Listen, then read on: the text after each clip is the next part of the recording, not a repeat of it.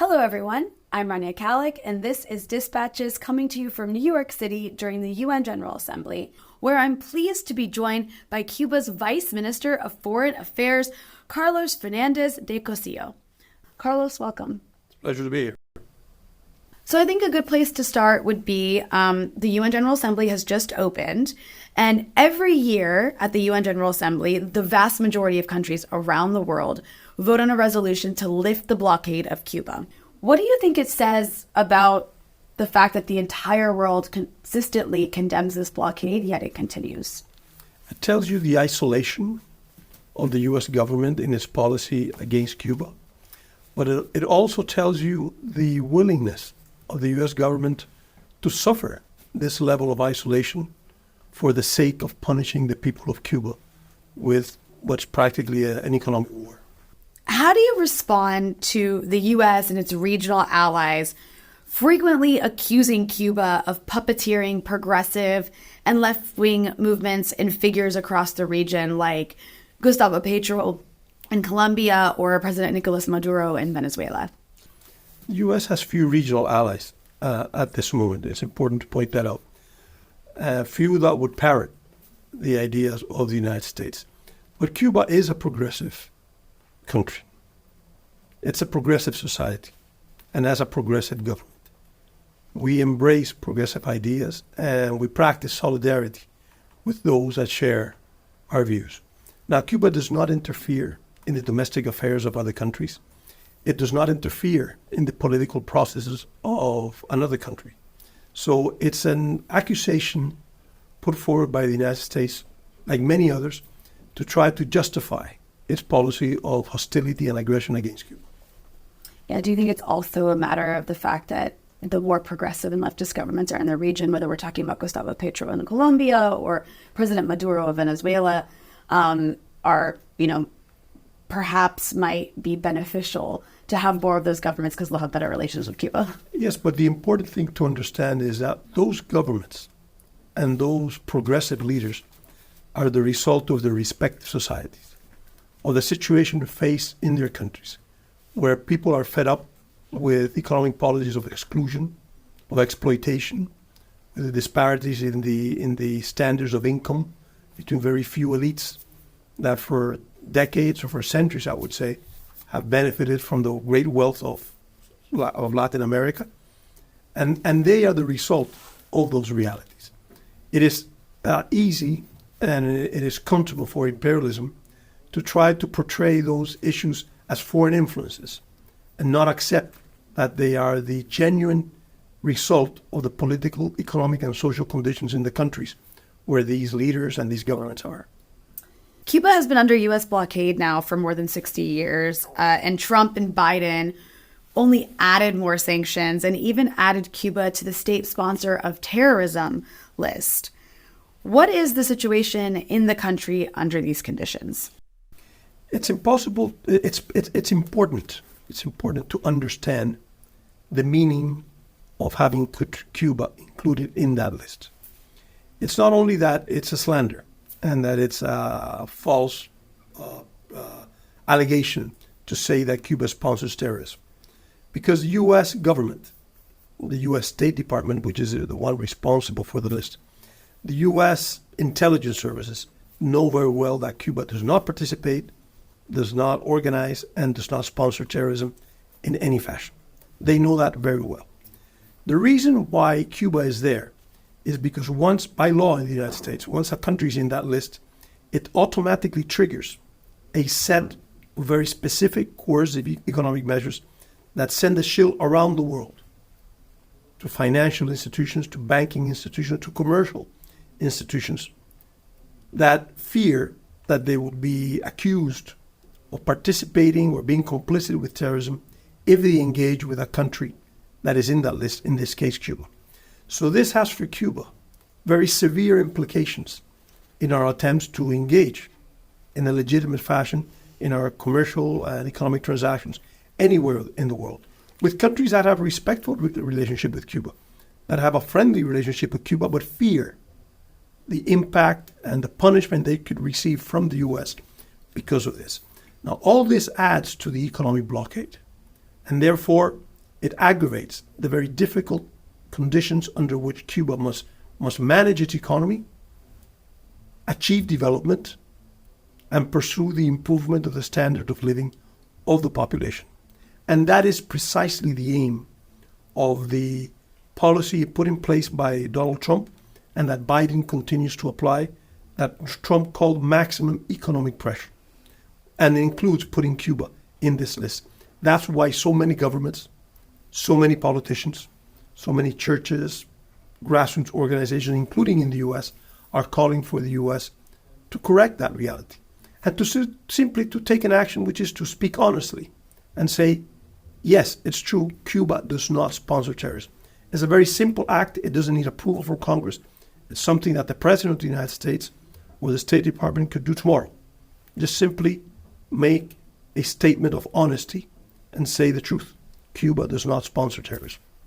I think it's important to quantify the blockade, and that's something that your government does in these annual reports. And what you found is that the blockade is costing Cuba $421 million a month, $13.8 million a day, and $164 billion in the last 6 decades. And, those are numbers that are important. They're huge numbers. But it's also important to understand what that means on the ground. I'm curious if you could speak a bit more about the conditions on the ground in Cuba as a result, because the state sponsor of terrorism designation has caused even more suffering for the Cuban people than already the blockade did. And that's translated into lots of shortages across the country. So what are we talking about when we talk about a blockade and this list designation? What does that mean for the people of Cuba on a daily basis? Imagine what Cuba could do with a month worth of blockade. In other words, at $400 and something million. Yeah, $421 million. With that amount of money, Cuba could ensure, in a very comfortable way, the capacity to guarantee all the medicines and the drugs that the public health system needs to ensure, I'm saying in a comfortable way, for the whole population. We have a very sophisticated public health system that provides for the whole population free of cost. With those 400 million, that could be secured for Cuba without any limitations, I would say quite comfortably. And you can repeat that in many ways. If you look at any country around the world, but let's say Latin America, you have countries that, like Ecuador, that is having 15-hour blackouts, lack of power. Wow. You have a country like Argentina, such a wealthy country that has immense pockets of poverty. All over the country, people are losing weight because of lack of food and not having the possibilities to sustain themselves and their families. And yet none of those countries suffers an economic blockade. If the U.S. economic blockade were to be lifted, the potential for Cuba would be immense. If Americans were not to be prohibited, as they are today, from traveling to Cuba, if the country would not prohibit to them to sell in Cuba, or to buy products in Cuba, or to provide credits to Cuba, all of this is prohibited. The U.S. government prohibits its citizens to do all of this or anyone under its jurisdiction. The potential for Cuba would be immense.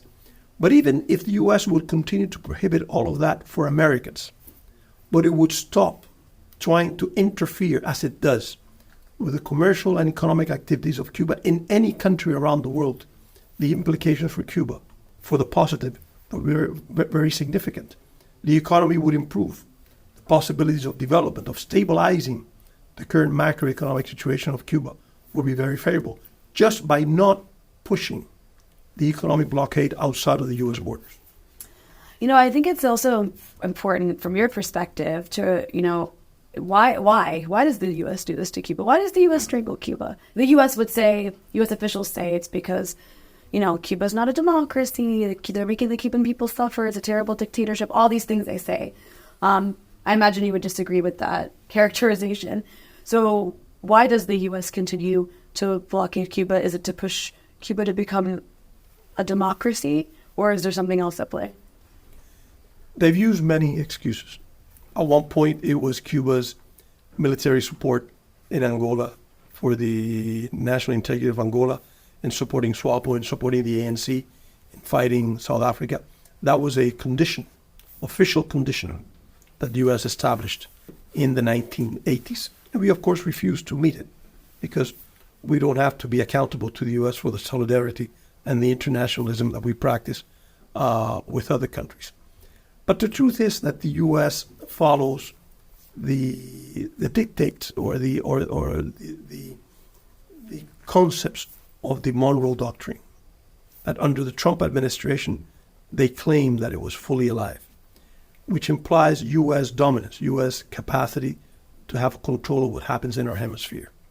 And regrettably, there's a political class in this country that has consistently failed to accept that Cuba is and has the right to be a sovereign nation, and that the people of Cuba do have the right to build a society in the way it wants.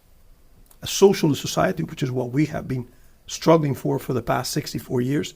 It's our right to build it. And the U.S. has no right to interfere in that. That is the main reason why this policy remains in place. I am sure that if you ask the majority of Americans, it is very difficult to believe that most Americans would say yes, knowing the facts. The majority of Americans, knowing the facts, would say yes, let's continue to punish these people. Let's continue to put this cost that you were just citing right now. Let's put this burden on the economy and make every family and several generations of Cubans suffer under a policy of asphyxiation, which is what the U.S. applies against Cuba. It is very difficult to think that most Americans would believe that is a way to act against a neighboring country. Most people would say, you don't do that to people. It's not the way you're supposed to treat individuals, less of all a whole population of the whole country. Well, given all that, I am curious if there are any discussions underway with the U.S., between the U.S. and Cuba, to take Cuba off the state sponsor of terrorism list. We have dialogues with the U.S. They know, and we state every time we speak that this is wrong. We ask them, do you have any evidence? Do you have any clue?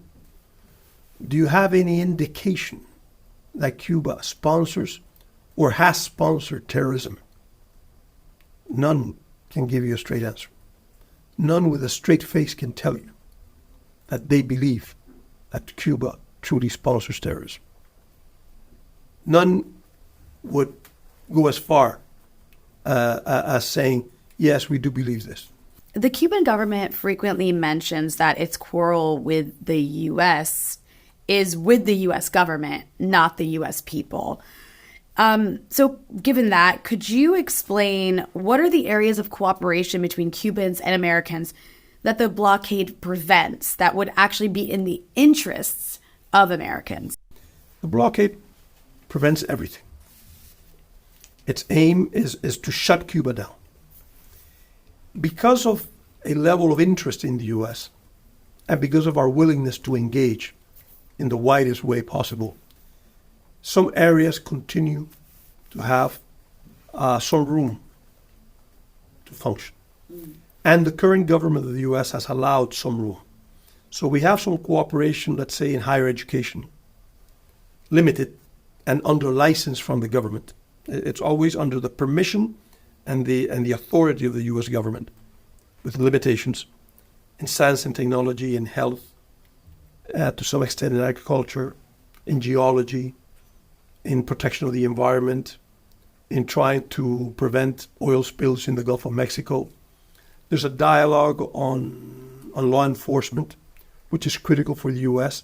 because it establishes cooperation to fight organized crime, terrorism, drug trafficking, alien smuggling, those kinds of issues. But it's limited again because it's under the overall umbrella of prohibition established by U.S. policy. But in addition to that, in Cuba, we've been very consistent in trying to establish as many links as possible with U.S. society as a whole, with different ethnical groups, with different sectors of society and regions of the United States, with different faith groups, with educational culture, any any element of society that is ready to engage with Cuba, we're ready to have a relationship as we do with the rest of the world. Yeah. The problem is that the exception is the United States. Cuba has excellent relations with all countries of Latin America, even when we have ideological differences. Of course, we have excellent relationship with Africa, with the Middle East, even with the European Union, allies of the United States. In Asia, we have great relations. The exception is the United States because the government doesn't want Americans to relate with Cuba. Yeah, I'm just sorry. I'm reminded of the time that there was, I think it was after Hurricane Katrina, maybe, that Cuba had offered to send doctors to the U.S. There was, and also Cuba has sent doctors to Italy during COVID. I remember seeing Cuban doctors. Currently, there are Cuban doctors. There's still Cuban doctors in Italy, and there's also vaccines that Cuba's created because you all have a very vibrant biomedical industry, and I believe, if I'm not mistaken, Americans are, don't have access to some of those vaccines because of the blockade relations between Cuba and the U.S. Cuba is a very well-respected country around the world. I'm curious, how do you see the rise of countries like Russia and China and even Iran impacting a country like Cuba? We welcome the rise of any country. Our understanding of international relations is that no country should have the privilege of being a sole superpower. So if many countries can prosper, if many countries can develop and provide for their people, if these countries that prosper and provide for their people are ready to share with others, I believe that we should welcome that. A multilateral world with many actors, with many influential actors, benefits the international community. The mistaken approach is to believe that there's going to be one superpower with the capacity to establishing the rules, governing the rules, changing the rules whenever it pleases, and wanting to judge who is playing by the rules and who is not. It's a dangerous world to continue to have that reality, and it's a very dangerous world to continue to keep it or protect it at any cost. And this is a good segue into the next thing I wanted to ask you about, which is, Cuba is one of the top educators, if not the top educator, at least for free, of Palestinian doctors. And I raise that because obviously Palestine has been a big headline recently. Why is it so important for Cuba to show these forms of solidarity, particularly in light of the ongoing genocide in Gaza? We've been training Palestinian doctors since the 1960s. And we've been treating Palestinian patients, many of them victims of crimes of aggression, since the 1960s. So it's not a new reality. Several generations of Cubans have been accustomed to seeing Palestinian students, to going to a Cuban hospital and finding that the intern that is treating you is a Palestinian or someone from an African, from other countries of the Middle East, but including Palestinian. And we have a very firm position of solidarity with the people of Palestine, not only because of what's happening now in Gaza, but because of the crimes that have been committed for the past 76 years. It's a firm policy of Cuba. We don't see it as a show of solidarity. We see it as an attitude and as practicing solidarity with people that have been the victims of aggression, the victims of abuse for so long, and that continue to do so because of the tolerance of the international community, led by the support by the U.S. government to the aggressions of and the crimes of Israel against the people of Palestine. Just to follow up to that, the carnage, the aggression, the violence in Gaza is so extreme. It's really expanded the goalposts of what is tolerable in terms of the kinds of destruction imperialists can inflict on countries in the global south. And so as a country in the global south that is exposed to constant U.S. aggression, do you find the genocide in Gaza to be a dangerous turning point in terms of what will it mean for the world? What's happening in Gaza is reaching the point of accepting that it is fine to massacre close to 50,000 people. Some raise it could be hundreds of thousands when one look at the general consequences of the aggression. People who die from hunger, from thirst, from lack of medical attention. And what the West, I would say, Israel, the US government, some of its NATO allies, they're pushing the agenda to the point when it's acceptable to massacre people of a different color, of a different race, of a different language, of a different faith. It's comfortable to do that and is right to do it, and it's acceptable. And it becomes, I think, a very dangerous situation for the future of humankind when one can see that this can be done in the face of everybody. It took years for the international community, because of the times and the characteristics of communication, to learn about the crimes of Nazi Germany. But this is happening from day one in the screens and the means of communication of almost everybody in this world. And the passive response is threatening. It is the great crime of the 21st century. It's occurring in front of the eyes of everybody, and people are being concerned with other issues. Well, you know, another issue taking place at the moment is the issue of immigration, or we hear about this a lot in the U.S. right now. U.S. policy expedites permanent residency for Cubans in the U.S., and it's done that for a long time. But 850,000 Cubans have arrived in the U.S. since 2012 alone, and that's the largest number in Cuban history. And you have stated that while U.S. residency policy does play a major role in this migration of people from Cuba, the main driver is actually the blockade. So can you explain how sanctions contribute to migration? Sanctions, or coercive measures as we call it, are aimed at depressing the economic conditions of any society. If you look at major cities in the United States that used to be very prosperous in the auto industry, in the steel industry, in the coal industry, demographically, those cities are very different today than they used to be. They're poor. They've lost, some of them, 2/3 of their population. This is inside of the United States, without economic blockades. It's just a change of the economic paradigm, neoliberal economic approaches, whatever. Now, in the case of Cuba, it is logical to expect that if you apply a policy of maximum economic pressure and you are successful in having an impact in the economy, that people will want to move. The aim of the United States is for people to rebel. The aim of the United States is to have social and political instability, for people to turn against the government. But people are educated in Cuba. They know that's not the main problem. And if you add to that the United States, as you mentioned, has had for decades a policy of giving a privileged treatment to Cuban migrants, and therefore attracting them, they simply decide to move. What do people in the U.S. do when there's depression in their society? They move to Florida, right? Mm-hmm. And Cubans, they move to Florida too, because that's where they're invited to go.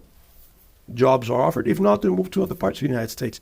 So to believe that the economic blockade does not have an impact in the flow of migrants from Cuba is to be blind or to be dishonest. Now, many people are growing quite concerned over the rise of the right wing in this hemisphere. And, you know, that's from Argentina to even the U.S., right? Is Cuba seeing a growing danger from the rise of these right-wing forces? I think if we look at history, at least from the 20th century, whenever there has been a rise of the right, it has been the result of economic conditions and economic conditions of economic policies that then tend to privilege the few and leave behind the many. And that has two ways, either a revolutionary reaction or the rise of the right. This happened in Europe in the 20th century. It happened in North America. It happened in Latin America. And it's occurring today. The fundamental failure of the neoliberal economic policies in Latin America has a great responsibility in the rise of the right. If you add to that the influences through social media of groups existing in the United States that have had an impact in this country, that have an impact in Europe and other parts, it's something of concern.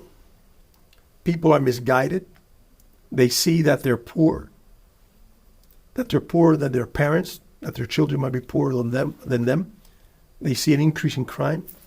And with a lack of revolutionary organization, with a lack of sufficient network and education of the issues of society, they easily fall prey for the messages from the right that promote racism, exclusion,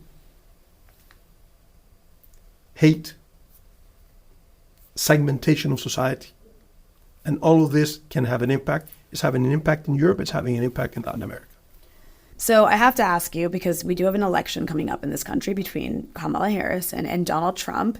And as we approach that presidential election, the topic of Cuba is often weaponized by U.S. politicians here in our elections in the U.S. to supposedly gain votes and influence.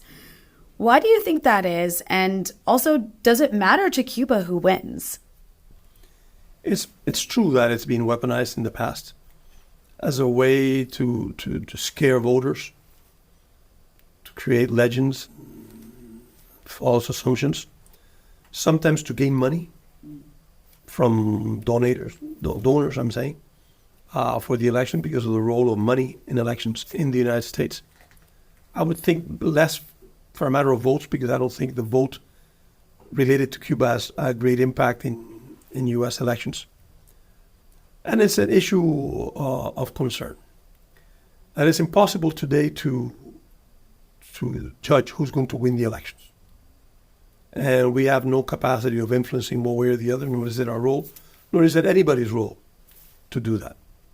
But regardless of who wins, Cuba will continue determined to build its own future and to reject foreign interference in our domestic affairs. That will continue. And Cuba will also continue with the consistent position it's had that we are ready to engage with any government of the United States that is willing to sit down with us in a respectful fashion and work towards a civilized and respectful relationship, regardless of who's governing the United States. So it's interesting you say that, because Cuba is often accused by some in the media here and some U.S. officials of interfering in U.S. elections. So I'm curious, what's your response to that accusation? We've been surprised that the U.S. State Department and the U.S. government has not come out and say this is totally false, because they and their intelligence services know very well that Cuba has no interference whatsoever in U.S. domestic affairs and in U.S. elections.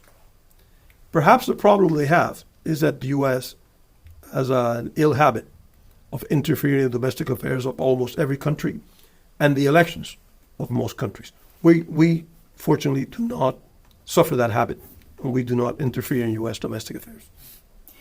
There's one last thing I want to ask you before we wrap here, and that is, you were saying earlier about why the U.S. has Cuba under blockade, and you were speaking about Cuba's commitment to having a socialist form of economy, and the U.S. trying to strangle that.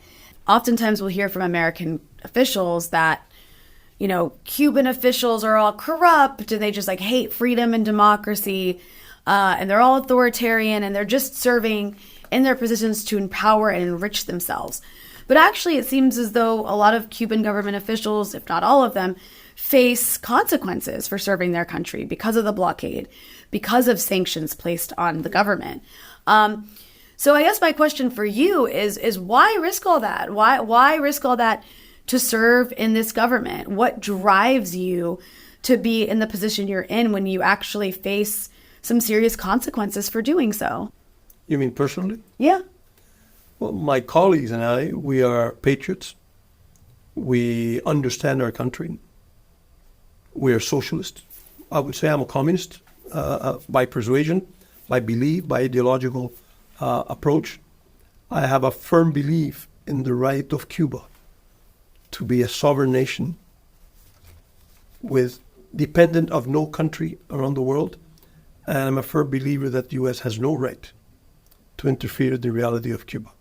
And I would say that the great majority of those Cubans that serve the government in many ways, in government positions, as teachers, as doctors, as scientists, as engineers, the people that are struggling every day to make sure that there's electricity, the people that are struggling every day to make sure that public transportation works, that the health system is capable with all our limitations and problems to provide for the population. And what moves them is not salary. What moves them is not the ambition of wealth. What moves them, the majority of them, is the belief that we are fortunate to have a very fair society. And we're fortunate to have a fully independent country. And that it's worthwhile to fight for it, to work for it, and to struggle for it. Well, Carlos, I want to thank you so much for joining me. Thank you. It's a pleasure.